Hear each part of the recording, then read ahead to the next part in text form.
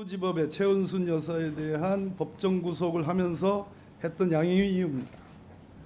대통령의 장모이시죠. 우리 영어로 Ministry of Justice, 공정 정의 국가 기관을 관할하는 우리 법무부 장관께서 왜 그렇게 엷은 미소를 띄우고 있어요? 이 점에 대해서 제 표정까지 관리하십니까? 혹시 뭐 관리하는 거 제가 관리한다 관리됩니까? 그러니까요. 혹시 법무부 장관께서 대통령을 대신해서 한 말씀 해줄 수 있습니까? 이 사안은 사법 시스템에 따라 진행된 사안이고 재판이 진행 중인 상황입니다. 지금 민주당처럼 이화영 진술을 번복하기 위해서 이렇게 사법 시스템에 개입하려는 시도 이 재판 내내 전혀 없었습니다. 역시 동문서답으로 사법 시스템 얘기하네요. 내에서 재판이 진행된 거고요. 앞으로도 그렇게 이화영이 될 입자도 거라는 안 말씀을 물었는데 드립니다. 죄를 물었는데 이를 대답하는구만요. 좀 무겁게 좀 법무부 장관답게 하세요. 좀. 예? 그러고 있습니다. 소리 지르지 마시고요. 예. 내가 이자를 물은 게 아니고 최자를 물었는데 왜 이자로 답을 해요? 위원님 여기 소리 지르는 데가 아니지 않습니까? 목소리 물론입니다. 낮춰 하세요. 예. 장관이 대답이 하도 기가 막혀서 하는 얘기예요. 말씀하십시오. 내가 소리 질렀습니까 그동안? 자주 지르셨죠. 말씀하세요. 가볍기가 정말 깃털 같아요. 예. 일국의 법무부 장관은 장관이 갖고 있는 권한과 책임 때문에 이 자리에 많은 다수의 여야 법사위원들의 질문 세도를 받는 겁니다. 그것을 감내하라고 장관직을 임명하는 거고요. 감내하고 있습니다. 그러니까 제가 의원님 좀 말씀을 듣고 있지 들어보세요. 않습니까? 예. 제가 여기 의원이 훈계 드리러 온 것은 아니고요. 그게 질문을 아닙니다. 해주시면 됩니다. 예. 나라를 생각하고 이 나라 국민을 위해서 드리는 말씀입니다. 내가 왜 한동훈 장관께 훈계를 합니까? 개인 말씀하세요. 박범계가 예. 아니겠어.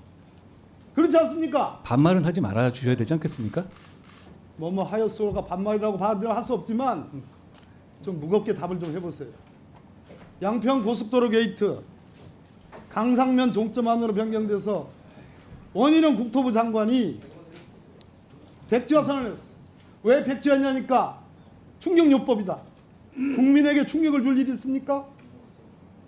나라를 생각하기 이전에 윤석열 정권의 법무부 장관이라면 정권 보위 차원에서도 이 고속도로 게이트 장관 어떻게 생각해요?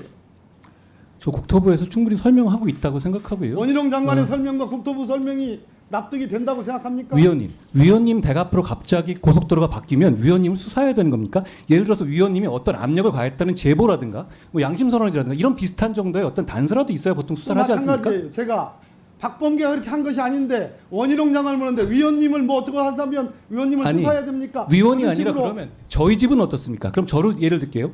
우리 집 앞으로 갑자기 고속도로가 생겼습니다. 그런데 제가 어떤 압력을 주었다는 어떤 근거도 나온 바가 없는 상황이면 그게 게이트입니까? 나는 그렇지 이 않아요? 나라의 이 정권의 법무부 장관이 왜 이 정말 김건희 여사 처가에 29필지 무려 4만 평방미터에 변경된 강상면 종점을 기준으로 해서 5km 이내 그 많은 필지가 있고 ESIND 공공지구 특혜와 관련해서 무려 800억대 그런 분양이익을 냈다고 하는 보도들이 하나둘씩 있고 거기에 김건희 여사의 장모 대신 아까 최은순 여사 있고 오빠 있고 동생 있고 그러한 사실을 국민들이 개탄해 하는데 왜 개탄해 하겠어요? 윤석열 정부가 국민을 위해서 국가를 위해서 잘해주길 바라는 그런 마음으로 개탄해 하는데 장관이 지금 법사위원이 지금 객관적으로 묻는 질문에 경기도가 고발하고 또 누가 고발하고 그럴 만한 사안이지 않습니까? 이것이 인수위 때부터 논의된 사안이라는 느낌이 들고 공공지구 특혜에서 그 당시에 여주지청이 기소를 한 안목과장, 도로과장이 현 양평군수가 취임한 지 불과 일주일 만에 원포인트로 도시건설국장으로 승진하고 이 사람이 강상면 종점 변경안에 결재한 사람입니다. 이 정도 되면 인과관계가 있지 않습니까? 아, 그 정도 되면 인과관계가 있는 겁니까? 왜 그럼 장관은 인과관계 없고 인과관계 없다는 얘기는 혐의가 없다는 얘기인데 아니요. 왜 그렇게 알아보지도 않고 일방적으로 정권의 아니요. 편을 드는 겁니까? 자, 국민의 편을 드세요. 국민의 편을. 위원님 아까 말씀처럼 이건 느낌으로 말씀하시는 거잖아요. 이건 정략적 접근이죠. 왜냐하면 기본적으로 어떤 외압이 내가 있었다는 느낌으로 단서라도 있어야 말한다고요? 된다는 것이죠. 내가 느낌으로 단서가 말한다고요? 위원님, 그럼 어떤 외압이 한동훈 있었다는 장관 내가 단서가 느낌으로 있습니까? 말하는 걸로 들립니까 지금? 저 그렇게 들립니다. 그러면 국토위에서 많은 국회의원들과 많은 언론들이 문제 제기를 하고 오늘 저 말고도 많은 법사위원들이 문제 제기를 할 텐데 이런 게 다 느낌적으로 지금 윤석열 정권을 비하하기 위해서 하는 문제 제기란 얘기입니까 지금? 위원님, 어떤 그 관련해 가지고 공직적인 어떤 외압이 있었다든가 어떤 그 과정에서 어떤 인과관계 있는 뭐 단서라도 희미한 거라도 있으세요? 말씀해 보시죠. 이 사안에 대해서 알아보기나 했어요? 아니 제가 모를 거라 그러면 왜 저한테 질문을 하십니까?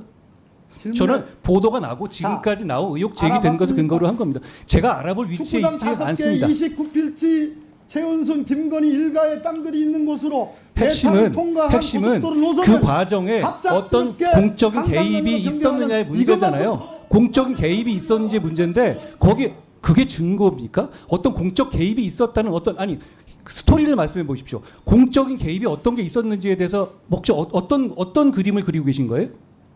그림을 그리는 게 아니고요. 아니요. 왜 그랬는지 알아야죠. 들어보세요.